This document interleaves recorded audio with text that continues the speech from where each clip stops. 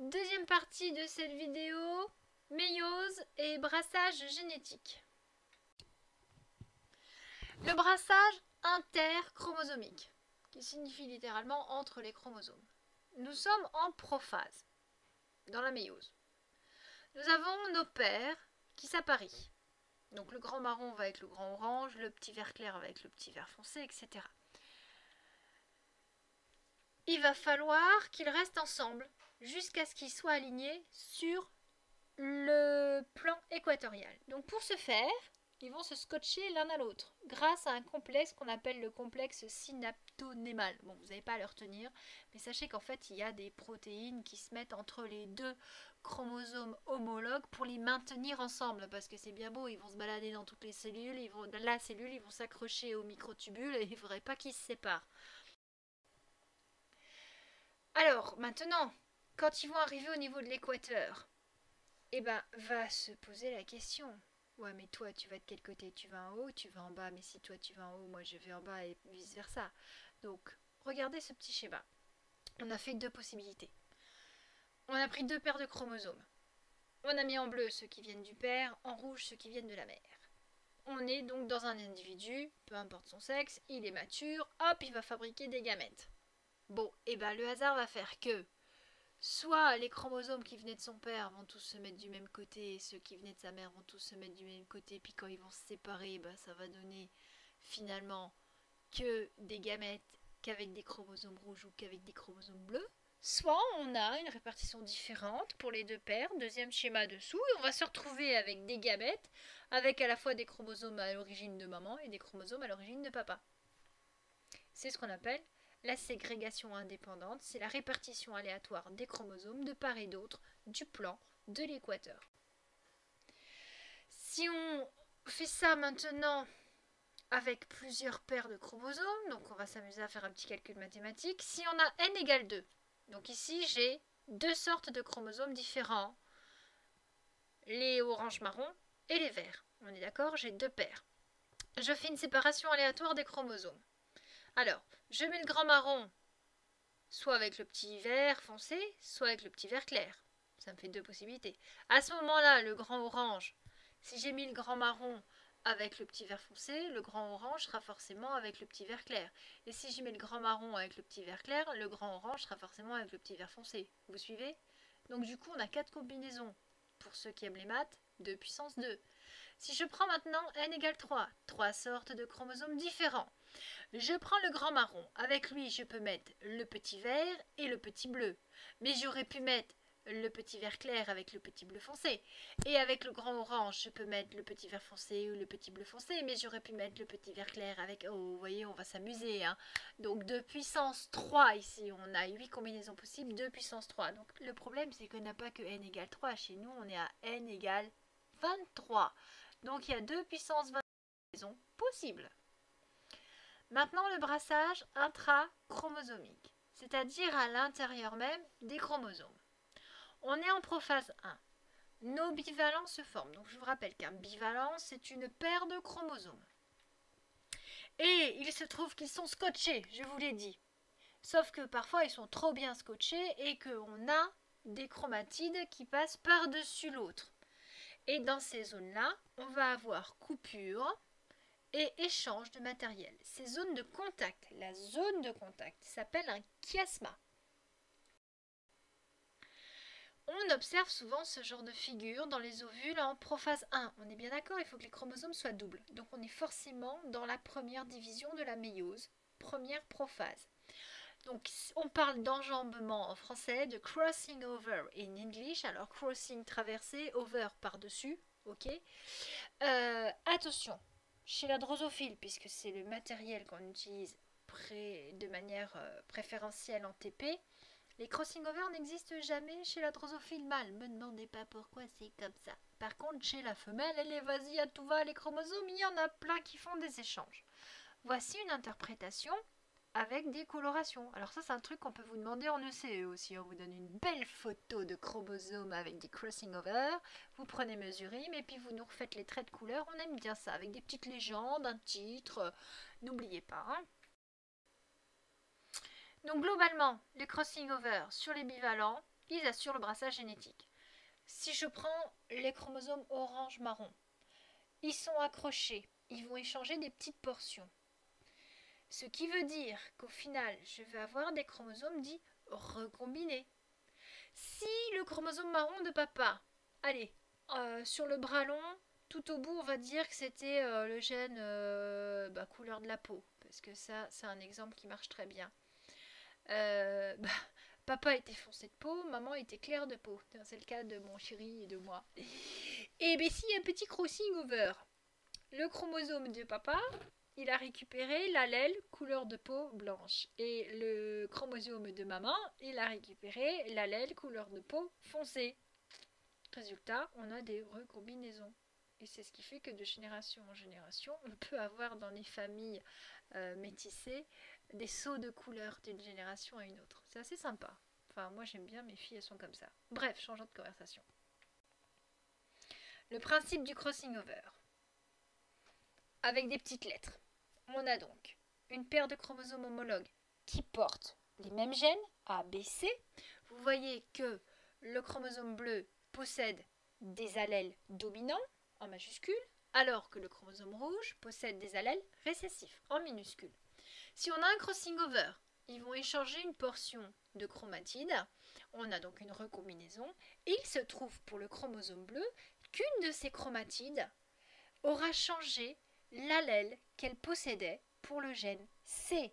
Et sur la chromatide de droite, on va avoir l'allèle récessif au lieu de l'allèle dominant. Vice versa pour le rouge. En métaphase 1, on a donc sur l'équateur des bivalents qui ont échangé des portions de chromosomes. Et ces chromosomes vont donc être séparés, c'est la division réductionnelle. Donc sur ce petit schéma, ce que vous voyez en jaune entre les chromatides, c'est la fameuse coésine, ces petites protéines qui maintiennent les chromatides ensemble.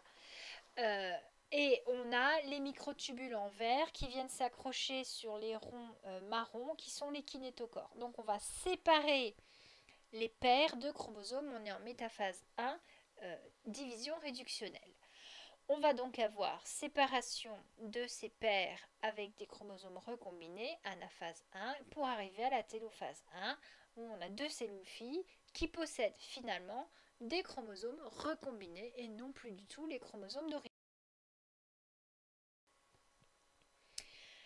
Si maintenant on continue prophase 2, métaphase 2, anaphase 2 et télophase 2 et cytodiérèse, on obtient donc des gamètes avec des chromosomes recombinés. Alors vous allez me dire à quoi ça sert tout ça? Eh bien tout simplement parce qu'on aime bien vous embêter en TP à vous faire compter les moumouches pour voir s'il y a des phénotypes recombinés.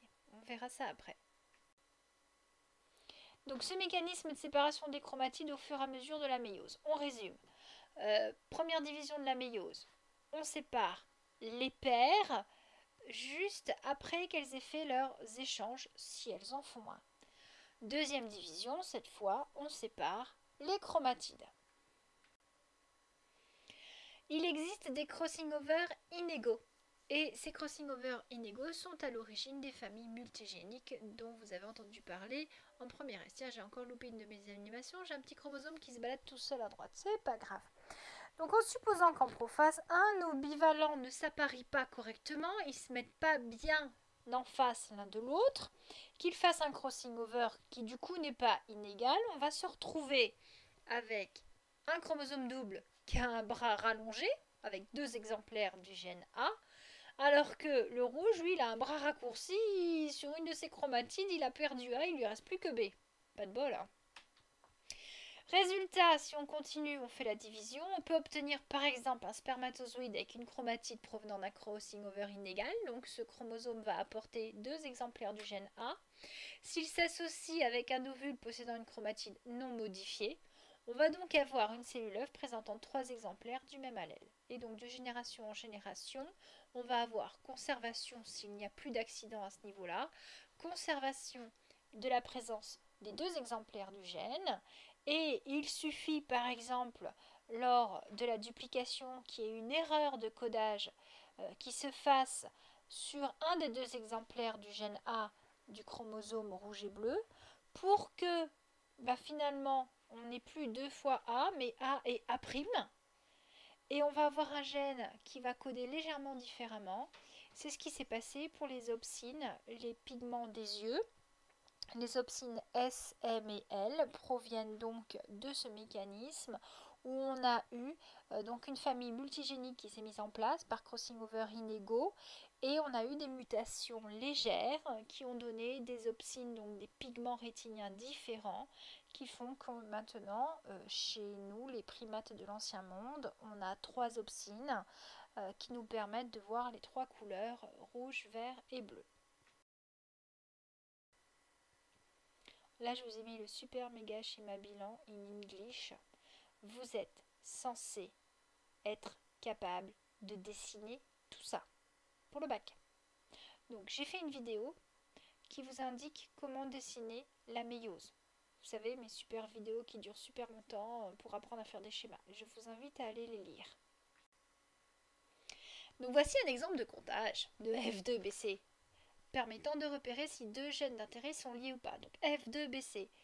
F pour génération fils-fille, 2 deuxième génération, BC back cross, in English, on revient en arrière, back en arrière. Alors, savoir repérer les individus sur une lame. Vous allez me dire, mais madame, elles se ressemblent toutes les bouches. Eh ben non, elles se ressemblent pas. Alors, individu, aile vestigiale. Vous voyez, elles sont toutes rikiki, les ailes là. Son corps est clair. Vous allez me dire, c'est foncé. Non, c'est pas foncé, c'est clair. Individu, aile longue, corps clair. Vous repérez, son dos est clair. Il n'est pas noir. Individu, aile vestigiale, corps noir. Voilà, c'est facile, il est tout noir. Attention, individu, aile longue, corps noir. Vous allez me dire, madame, il est clair. Oui, il a l'air clair. Mais la particularité, c'est qu'il a le dos noir par rapport à l'autre. Vous voyez, là, c'est bien noir. Donc, faites attention à ça. Donc ici, on vous fait compter ça. C'est un croisement d'une femelle F1 hétérozygote d'un mâle P2 double récessif. Donc lui, le mâle P2 à l'origine de ces mouches-là que vous comptez, il est double récessif, c'est-à-dire qu'il est homozygote pour les ailes vestigiales et il est homozygote pour le corps noir. Maintenant, notre individu F1, cette femelle, elle est hétérozygote, mais on veut savoir pour quel gène. Pourquoi? Parce qu'il y a plusieurs gènes qui contrôlent la couleur du corps chez la droso. Il y en a un qui se trouve sur le même chromosome que le gène des ailes et il y en a un qui se trouve sur un autre chromosome. Voici la carte, le karyotype des chromosomes de la mouche. Il est question donc d'identifier le gène responsable de la couleur noire du corps. Les ailes, elles sont ici, sur le chromosome 2. Vous avez soit le gène black, qui est responsable de la couleur dans les drosophiles que vous venez de voir, soit le gène ebony. Il va falloir trouver. Donc là, c'est soit on a un gène qui est associé aux ailes vestigiales, donc sur le même chromosome, soit on a un gène qui est sur un autre chromosome. Alors comment est-ce qu'on va faire pour savoir? Eh bien on compte. Réfléchissons. Si les gènes ne sont pas liés, c'est-à-dire sur 2 chromosomes différents, on considère donc que ce serait le gène ebony qui est fonctionnel dans ce lot de mouches. Voici le dessin de la méiose dans le cas où on a 2 gènes non liés. Vous voyez que si la méiose se passe correctement, sans anomalie de trisomie, monosomie, ce que vous voulez, on se retrouve avec 4 gamètes identiques. On a autant de chances qu'il y ait donc un exemplaire dans chaque chromosome, dans chaque gamète, pardon, on a 4 fois 25%. Du coup, on aura les 4 phénotypes à part égale. Ok? Si la cellule est hétérozygote, ça veut dire qu'elle a un chromosome qui porte l'allèle dominant, un chromosome qui porte l'allèle récessif. Donc, par exemple, pour les chromosomes bleus, on va donc dupliquer, on va faire la méiose. D'un côté va partir le chromosome avec l'allèle dominant, il va donc finir sa méiose, donner donc 2 gamètes avec l'allèle dominant, et de l'autre côté va partir le chromosome bleu avec l'allèle récessif, il va donc donner 2 gamètes portant l'allèle récessif. Même chose pour les chromosomes verts. Donc on va avoir, à proportion égale, des phénotypes parentaux et des phénotypes recombinés. Si maintenant les chromosomes sont liés, c'est-à-dire qu'ils sont si les gènes sont liés, c'est-à-dire qu'ils sont sur le même chromosome, et qu'on a un crossing over. Les 3/4 du temps, on a des crossing over. Mais les crossing over, on ne les voit, en tout cas sur l'animal, que s'ils ne concernent des gènes qui s'expriment en surface de l'animal. Les crossing over qui touchent les gènes des intestins du foie, vous croyez que vous y voyez quelque chose à l'extérieur? Non, on n'y voit rien. En général, on travaille sur des gènes d'intérêt, des gènes qui sont visibles au niveau du phénotype. Donc ici, en supposant qu'on travaille avec le gène black, qu'est-ce qui se serait passé dans notre méiose? On a donc un crossing over. Black et vestigial sont juste à côté. Ils peuvent donc être séparés. Et à ce moment-là, on a des gamètes qui sont totalement différents. Et on va avoir des phénotypes parentaux qui sont beaucoup plus nombreux que des phénotypes recombinés. Puisque quand même, le crossing over, c'est quand même un phénomène aléatoire. C'est pas quelque chose de dominant. Donc on ne va pas avoir beaucoup d'œufs qui présentent un phénotype recombiné. Donc voici un croisement qui montre simplement le brassage interchromosomique. On part. La génération P, les parents. Corps gris, L longue. Et le parent P2 double récessif, corps ébène, L vestigial. On est dans le cas donc corps ébène, c'est ébony. Donc on est sur des chromosomes différents. C'est la simple répartition aléatoire des chromosomes. Génération F1, on n'a que des hétérozygotes. En F2, on obtient donc en F2BC, on fait le croisement test, F1 avec un parent double récessif, on obtient environ, alors c'est pas l'unité près, hein, mais 260 parentaux dominants, 263 recombinés, 258 recombinés et 257 parentaux récessifs. 4 fois 25%. On est dans une répartition aléatoire équitable des chromosomes. Ici, on est sur des gènes qui sont séparés. Donc ici, on est sur le cas de gènes non liés, indépendants. Vous verrez les deux sortes de vocabulaire, donc situés sur des chromosomes différents. Et c'est la répartition aléatoire des chromosomes sur le plan de l'équateur au moment de la division réductionnelle qui donne des phénotypes recombinés en proportion égale aux phénotypes parentaux. Maintenant pour un F2BC qui montre un échange de matériel génétique entre chromatides pour les gènes d'intérêt, on parle de brassage intrachromosomique. Je suis directement à la femelle F1, donc elle a un phénotype dominant mais elle est hétérozygote. Elle est croisée avec un parent mâle double récessif et on s'aperçoit 405 individus qui ressemblent au papa, 415 individus qui ressemblent à la maman et 92 qui sont un petit mélange et 88 qui sont un petit mélange. On n'est pas du tout dans des proportions égales. Donc là, qu'est-ce qui se passe? Si on a peu d'individus de phénotype recombinés, c'est qu'on a eu un événement exceptionnel qui s'est fait. C'est un crossing over. Donc les crossing over sont visibles quand ils se réalisent sur des chromatides qui possèdent deux gènes proches exprimant chacun un caractère phénotypique visible dans l'apparence de l'individu, comme c'est le cas pour la longueur des ailes et la couleur du corps. Ils font apparaître des phénotypes recombinés dans de faibles proportions, environ 10%.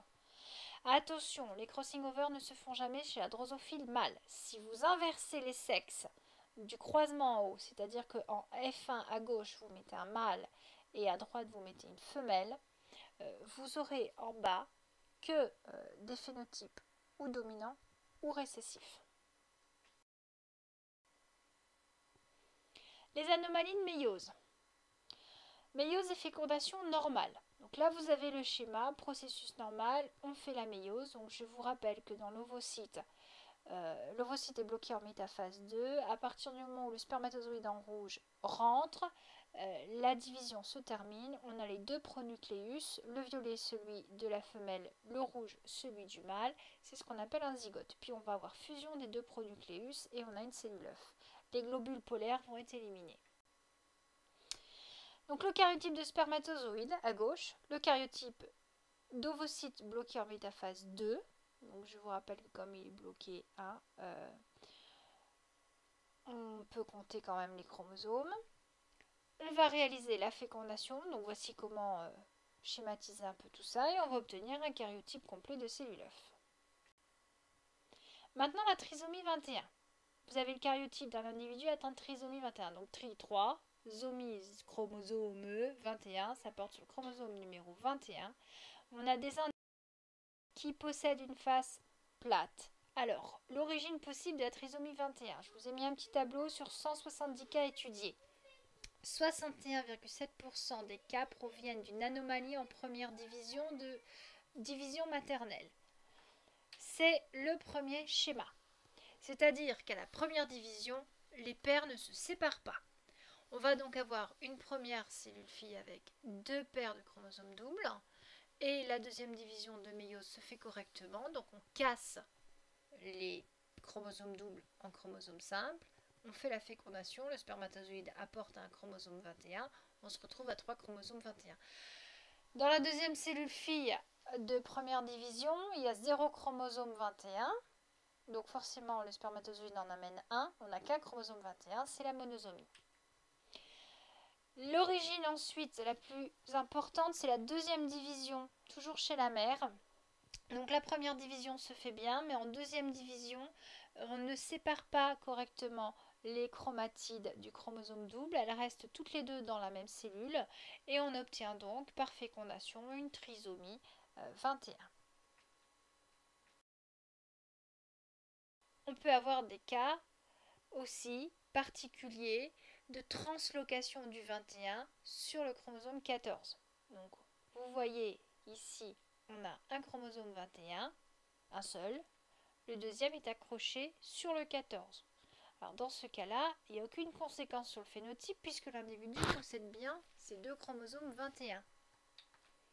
Par contre ici, on a 2 chromosomes 21 et on a un 21 collé sur le 14. Donc là, on est dans la génération suivante. D'accord? Donc là, on a une trisomie. Donc le mécanisme de translocation, il est simple. Donc on parle de translocation robertsonienne, ça vient du nom de son découvreur Robertson. Qu'est-ce qui se passe? Donc on a le petit bras court qui se casse des chromosomes 14 et 21 et les 2 bras longs vont s'accrocher ensemble. Résultat, on peut avoir formation de gamètes totalement différents. Et du coup, si on fait une fécondation avec ces différents types de gamètes, vous voyez qu'on a de fortes chances d'obtenir des enfants trisomiques. La trisomie 22. Donc on a 3 chromosomes 22. C'est un phénomène un peu particulier. Si on prend le karyotype d'un ovocyte bloqué en métaphase 2, ici on s'aperçoit qu'on a un chromosome à une chromatide supplémentaire. Qu'est-ce qui s'est passé? En anaphase 1, il y a quelque chose d'anormal. C'est-à-dire qu'on est censé séparer les paires. Eh bien, il y a bien un chromosome double qui part d'un côté, mais le deuxième chromosome double bleu, au lieu de partir dans la partie au pôle nord de la cellule, il va se casser en deux. Et à ce moment-là, avec le chromosome double qui va au pôle sud, on a une chromatide qui vient. Donc on se retrouve finalement dans la cellule fille du bas avec 3 chromatides bleues. Donc qu'est-ce qui va se passer? Forcément, on va avoir un gamète anormal. Vous faites la fécondation, vous avez 3 exemplaires. D'où ici la trisomie. C'est un mécanisme classique pour la trisomie 22.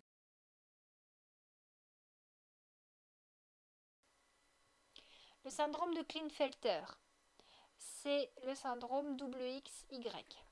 Vous avez un homme qui présente des caractères féminins. Le syndrome de Turner, c'est une fille à qui il manque un chromosome X. Donc vous avez ici une mauvaise séparation. On obtient une fille qui va être stérile, puisque je vous rappelle qu'il faut les 2 chromosomes X pour que l'appareil reproducteur se mette complètement en place. Le syndrome 47XYY n'a pas de nom particulier. On a des individus avec un X et 2 Y. Aux États-Unis, on a tendance à les appeler les super mâles. Bon, ils ont fait des statistiques aux États-Unis, en Europe, on n'est pas trop d'accord, qu'apparemment, les hommes qui présentent ce syndrome seraient plus agressifs, plus violents que les autres, et donc à un moment donné, les politiciens ont émis l'hypothèse que s'il y avait beaucoup de violence aux États-Unis, c'était parce qu'il y avait beaucoup d'hommes X, Y. Bon, pour l'instant, effectivement, ce sont des hommes qui ont des caractères musculaires un peu plus importants, mais il n'y a aucun lien qui a été prouvé entre la présence des Y et l'agressivité de ces individus. Voilà pour cette leçon. Vous devez donc être capable, pour un sujet bac, de dessiner les anomalies de division méiotique, comme la trisomie 21, je vous ai déjà mis un schéma, ou la trisomie 22. Donc il y a des vidéos sur ma chaîne qui retracent depuis le début le dessin de ces schémas. Vous devez également être capable de dessiner les anomalies à l'origine des syndromes de Klinefelter, de Turner, donc dans les cellules à l'origine des ovules. Et vous devez également être capable de dessiner les anomalies dans les cellules à l'origine des spermatozoïdes, responsables également de Klinefelter, de Turner et du fameux syndrome 47XYY. Donc ces schémas, vous pouvez les retrouver dans différentes vidéos.